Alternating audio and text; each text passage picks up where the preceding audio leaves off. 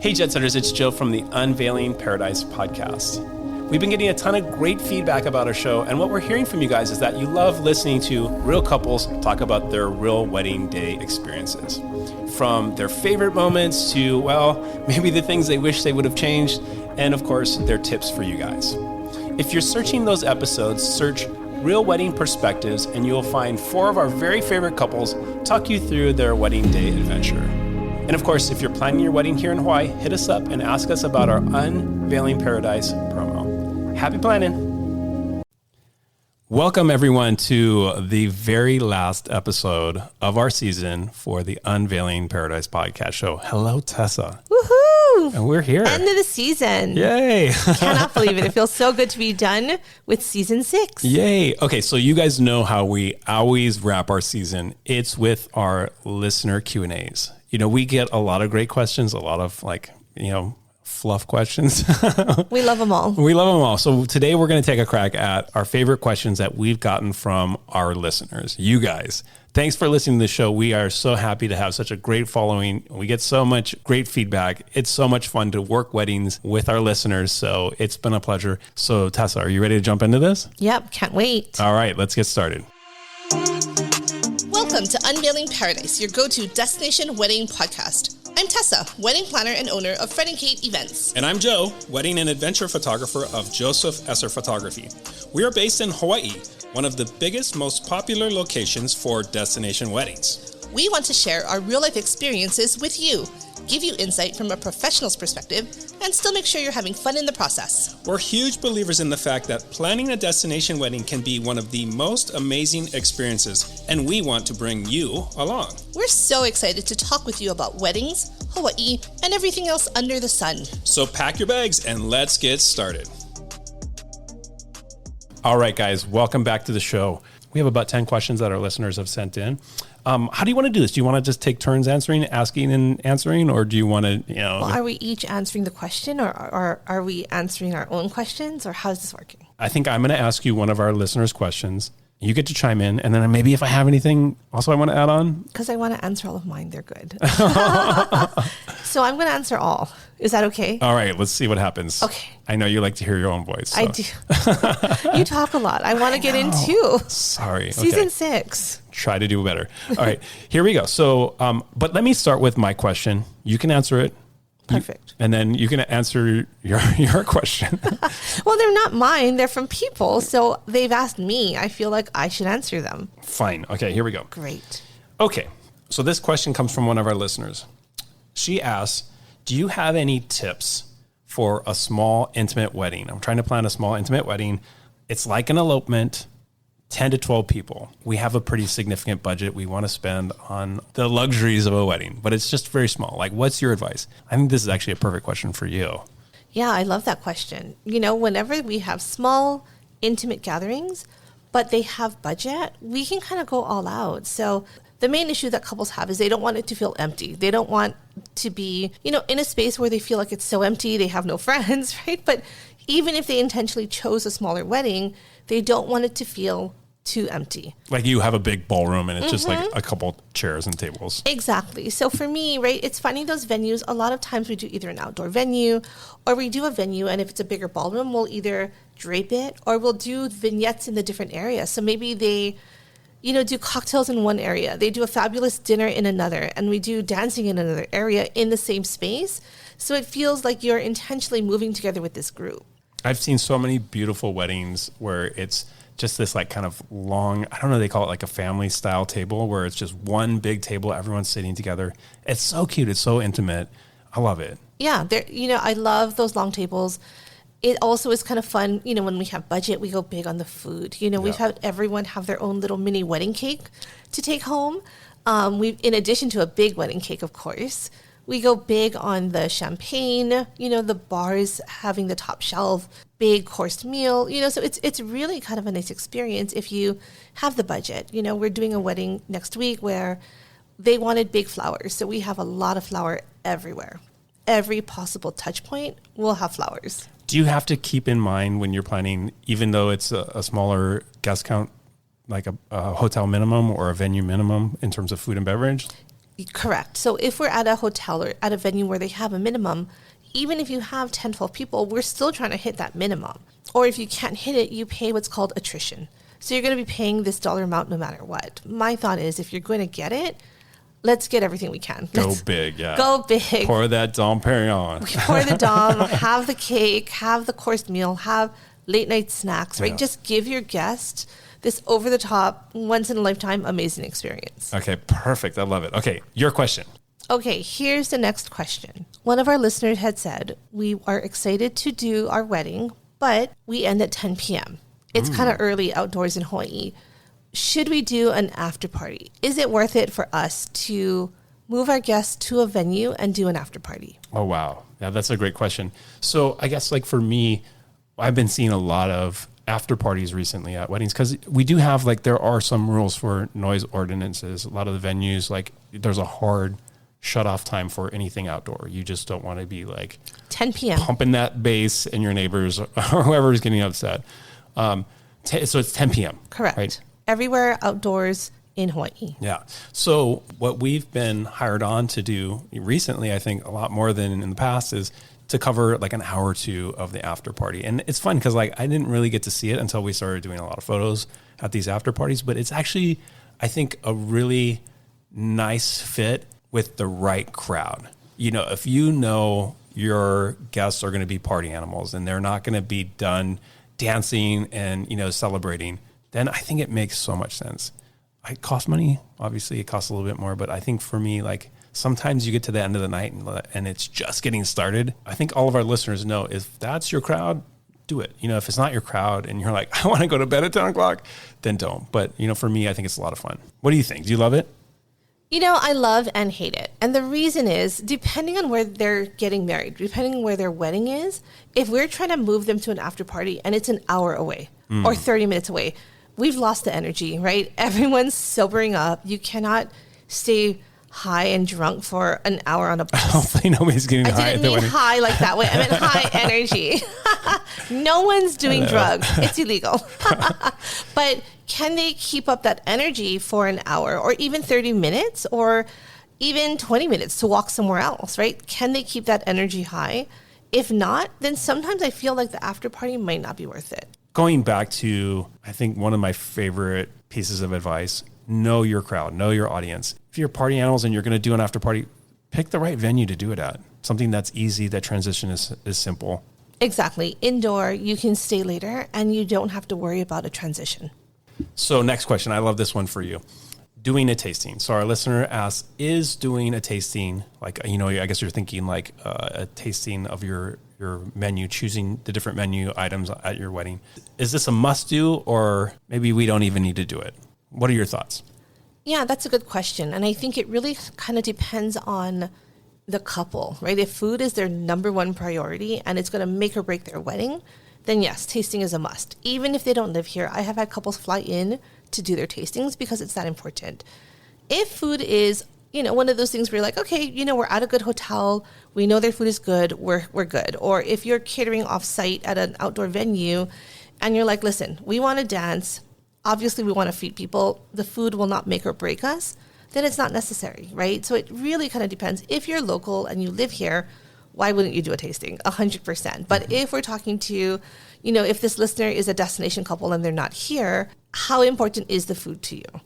I also want to say that, you know, a lot of couples don't come until a couple weeks before their wedding. It's too late at that point to do a tasting and be able to make changes. You may be able to squeeze in a tasting, but they're not going to be able to make any edits to your menu that late in the planning process. This is kind of a dumb question to follow up on, but is tasting typically something that's included or is it something that has a fee associated with it? Most times there's going to be a fee associated with it. But again, if food is your priority, I 100% think it's worth it. Perfect. I love that.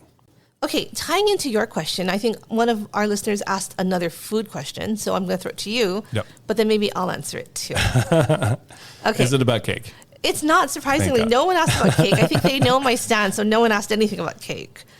So I had a listener ask, is there a benefit to doing a plated versus buffet versus stations? I think they're trying to figure out their service of food.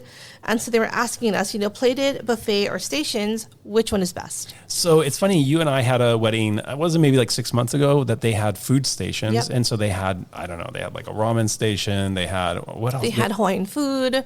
They also had like a meat station. They had like a salad bar. They had a poke bar. It almost felt sort of like a street fair. It's kind of a vibe where you're like, okay, I'm feeling like I want to try this and this and this. And you got to sample a bunch of different things. I love that. I don't know how practical that is for most people's weddings and budgets, but I thought it was really fun. We got to jump in the line and try a lot of great stuff. I guess for me, I think a lot of times it has to do with how big of a guest count you have and also kind of how you want your reception vibe to be. If you want it to be very low key and it's just eating and conversating, I think plated is really nice. The servers will keep on, keeping you fed while, you have time to enjoy.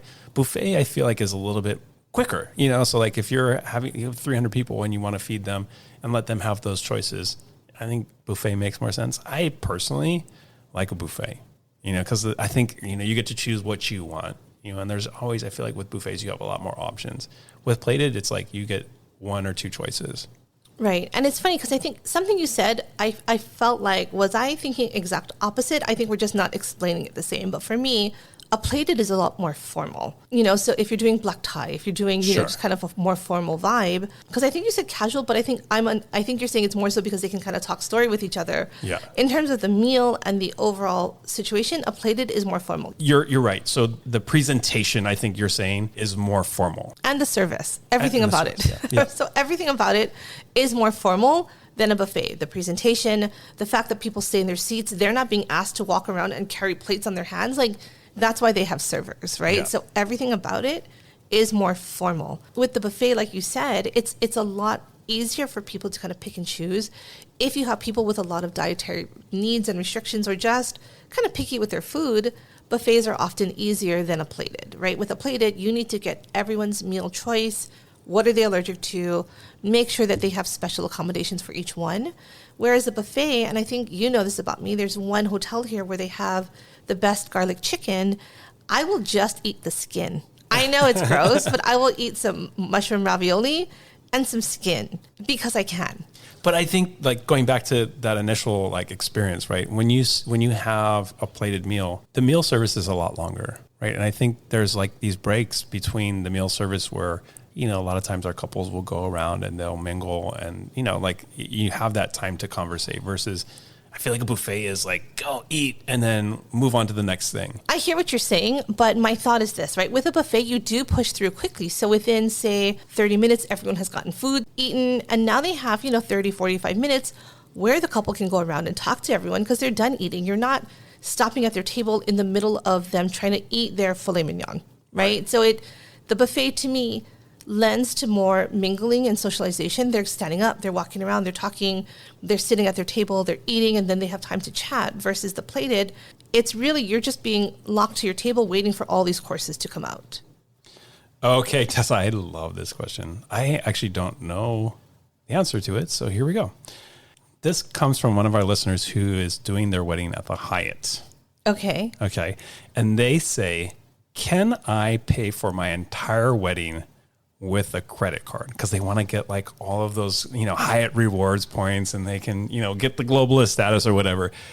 Can you pay for your entire wedding with a credit card? Okay. So when you're saying entire wedding, you mean through the Hyatt or maybe your just all the caterers, vendors. Yeah. So I guess, okay, so here's the thing.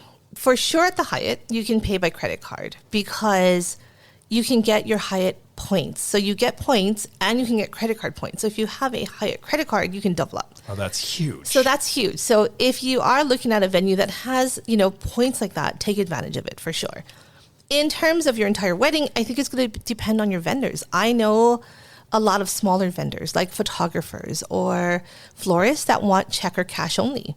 So in those cases, you can't use credit card. I would check if credit card is your make and break, I would check with them before you book them.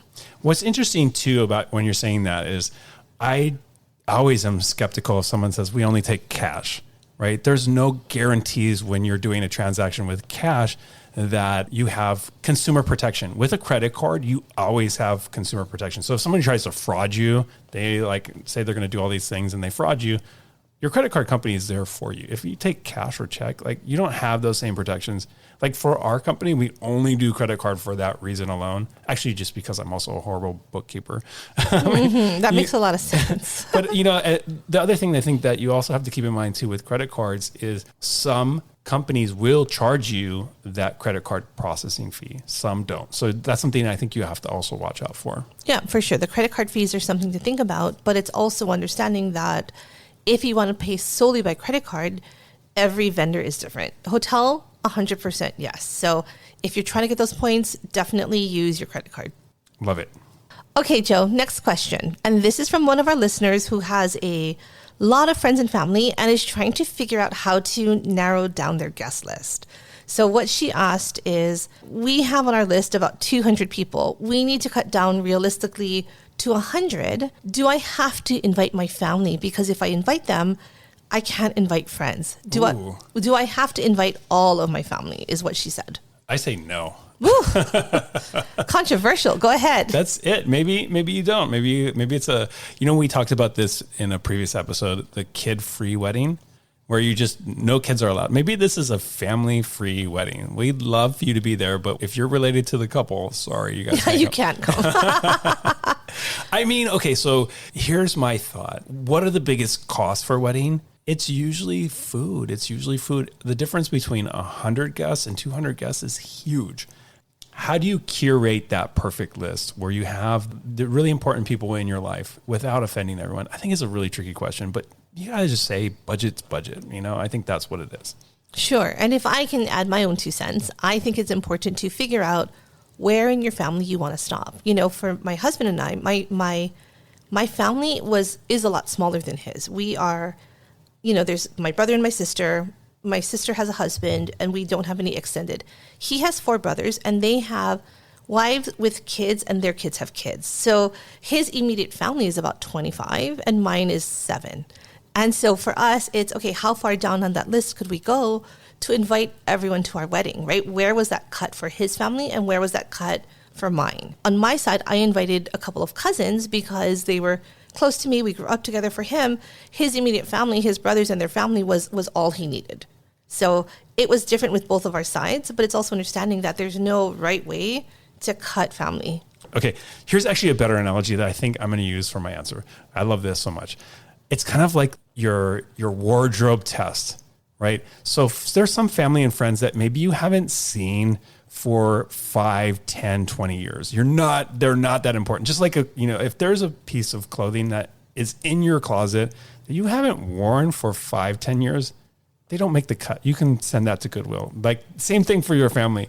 They probably shouldn't make the cut if they're not that important in your life. If you're not wearing that t-shirt every day, sorry, not invited. I somewhat disagree, because a lot of it is just, do they not live here? Your brother lives in Canada. You don't see him as often, but will you not invite him to your wedding? I haven't worn that shirt for a while. You're going to cut him.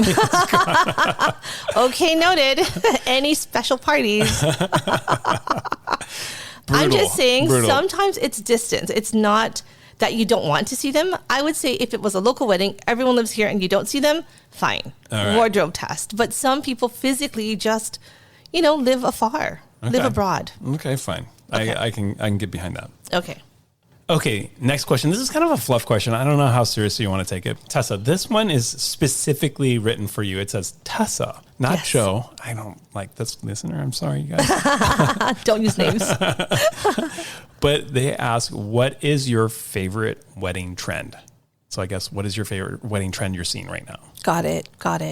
That's a good question. There's so many really fun trends that are happening now, but I think one thing that I've been seeing that I really like is the little mini cakes as favors. Of course, you have to say that. I think it's so cute, so let me be clear. You still have a big wedding cake, so you're still getting the cake, everyone's eating the cake, but you get served a mini cake to take home too. And I love that. I think it's such a cute thing. In the morning, you wake up and you have like a little memory of that wedding day. I think it's adorable. I love that trend. And it is a trend. I've been seeing that at a handful of weddings this year. Okay. Funny enough, Joe, I'm flipping it to you because I have a question that someone said. Joe, clearly, I want to say this must be one couple that's saying one for each of us. But Joe, what is one trend that you do not love right now? That I don't like. That you don't love. What is that trend? So this must be from our listeners who listen to my episode where I talk about Haterade. I'm the hater on the show, I guess. People keep saying Haterade to me. They are listening and loving that episode. Well, as someone who drinks Haterade regularly, ooh, this is going to be awkward. I hope you're ready. I'm always ready. I'm probably going to make a few people annoyed and angry. You always with me. do. But you know what I don't like? And it's become popular in the last 3-4 years. I can't handle the stupid 360 photo booth thing. You know the thing. You are going for controversy. Okay, tell me. I feel like it would fit at a kid's carnival, but it's just so weird. Like you stand in this thing, they spin this camera around you. It just doesn't feel like it's very elevated for a wedding. I know. And then I also think what do you do with this thing? How does it relate to the wedding? Or just have a camera spinning around you? It's more for if you're going to be on the Matrix, maybe you're going to want to be but for a wedding, I don't get it. I think when it came out, it was cool. Now I just feel like it's just kind of out of place. That's fair. I think a lot of couples like that 360, but when they realize, unlike a photo booth, you don't get a printout, you don't get anything, you have it on your, I think they text it to your phone or something, but what are you going to do with that, right? Are you sharing it on your social media? Are you saving it and watching it later? It's a fun concept, but I definitely feel like they're not being used as they should. Spend your money on a portrait lounge. This is what's become very popular in the last year or so. A portrait lounge, right? So you have a photographer there instead of somebody who's just hitting a button and they're posing you and doing all these beautiful photos. I like that a lot better. The 360 booth, it's just weird. Fair. Okay. I have been drinking the Haterade too. So can I just throw in my thing? I know that the listener only asked for yours, but I'm going to give my own 2 cents if that's okay. Yes, let's hear it. Okay. Lay on the Haterade. Okay. So one thing that I am not a fan of right now that's really popular are all those fabric signs. So seating charts, welcome, it's out of just fabric, and there's a couple of things. So they often have a frame that they have to tie it to, or a lot of times you can print it, but there's no holes. So couples will give it to me and they're like, can you just hang it somewhere? Where am I hanging this? So hold up a second. So you're talking about, it's almost like a banner kind of thing? It's a big fabric banner. It can be, upwards of 6 to 8 feet tall. Yeah. With a welcome to the wedding of, or, your seating chart. But again, without pre-planning, where are we hanging this? What does it look like? Some of them come folded without holes. So we need to either cut holes, tie it somewhere. And if they came in a bag, they're not steamed, right? So they're either creased or they're wrinkled. They just don't give that effect that I think they see in these styled photos. They also blow in the wind. So any outdoor wedding we do, couples have to physically grab the fabric to now look for their names to find their seats. Oh my gosh. Right? Okay. So you're not standing from afar watching it because it's blowing in the wind. Right, I got it. You don't like fabric charts. I don't like fabric charts. Slow down. It's not efficient for your guests. It's not making your guests' life easier. Yep. Good. Okay. I can get behind that. Got worked out. Okay. My final listener question is this. Tipping vendors. What is your advice? Should you tip your wedding vendors? And I guess my question would be, how much? How do you figure it out? Okay, that's a tricky question because there's nothing in most vendor contracts that require a tip. If there is, then obviously make sure that you understand what that amount is so you know what you're needing to give. With everyone else, if you are planning to tip, plan ahead. A lot of times couples will provide cash in envelopes with a thank you card that they'll have either my team and I hand out or they'll have a family member hand out to everyone as the vendors are finishing their day. Totally up to you. Some couples feel like they want to tip before. It's funny because I always feel like if you tip before, then you get a different level of service, right? If you give every server $100, they're going to treat you differently than if you give it to them at the end of the night. You're kind of buying them off. You're kind of buying them off. And I thought, I saw this once and I'm like, this dad is a genius. He is walking around with hundreds and just handing it out to everyone. Everybody's like, I want that money. Best let me service. Get smiles and all that. Yeah, best service. So, tipping is tricky. There's no right or wrong, but if you do plan to tip, go in prepared. Can I also add on to this a little bit? I think you and I, like everybody on the planet, has the same pet peeve of like, now every time you use a credit card, you're asked for money, you're asked for tipping, and we've lost a grip on the whole point of why you tip people. It's when they exceed your expectation, when they provide something excellent, that's when you tip, and so do you need to do that for everyone? I don't think you need to do it for everyone, but the people who are really delivering for you, that are giving you that excellent experience, absolutely. When? The day of, a lot of times, we'll get tips on the day of, or even after the fact. Everybody's on Venmo now. So if it's not on the front of your mind, you're thinking, gosh, Tesla was amazing.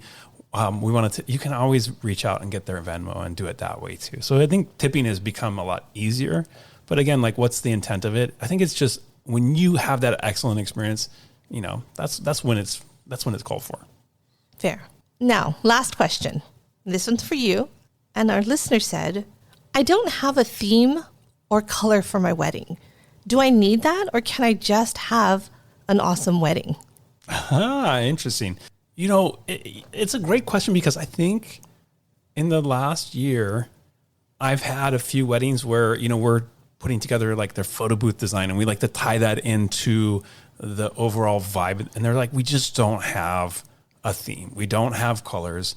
I think it's becoming more popular, where it's like, maybe you might have like a dress code, like, it might be, semi-formal or whatever, but you just let your guests figure that out, right? I don't think it's necessary. It maybe even having themes, heaven forbid I say this, is dated, where everyone has to dress up in the same colors and they have to be matchy-matchy. I love a good matchy-matchy, but I think it might be a little bit dated even. I agree with you. I think especially when we're leaning into themes, a lot of couples have done, a Disney theme, or, where they have elements of Mickey, or, a different movie, or even a Star Wars theme. Or again, they have kind of an underlying theme, which I think is fun, but is it necessary? No. Do you need to have colors? No. But, what are you going to do for your bridesmaid dresses? You have to at some point pick a color. But if you're going very simple, no wedding party, your flowers are just tropical, so they're brights and whatever, and you're fine with that, don't worry about it. Don't find ways to create more work for yourself during the wedding planning process, is my thought. Do I love a good theme though? I do love a good theme. Like when you're talking about like Star Wars or whatever, like those can be really fun. Like if that's your vibe, if it's Disney's your thing, like incorporate those little touches. I think it's really fun, but I agree. I don't think you need it. Yeah. Don't force yourself if you don't want one. Right. Okay. Right. All right, guys. Well, with that, those are the questions we've gotten from you this past season. I hope we answered them. Huh? We tried our best. We did. And again, as we wrap up this season, we just want to say our big thank you to you guys, the listeners. This is why we do the show. We really enjoy all of your feedback and comments and questions. It's so fun for us. And with that, we will hopefully get back to the studio a little bit sooner than we did this past time. But we'll see. We'll see. But anyway, it was a great season 6, and we are looking forward to seeing you all soon. All right, and we will catch you soon. Bye. Thanks for listening to another episode of Unveiling Paradise. If you enjoy our show, please follow us and rate us on Spotify or wherever you listen to podcasts. It would really mean a lot. And don't forget to also get on our mailing list and follow us on Instagram. Just do it already. Until next time, this is Tessa. And this is Joe. And don't forget, your happily ever after is just a plane ride away.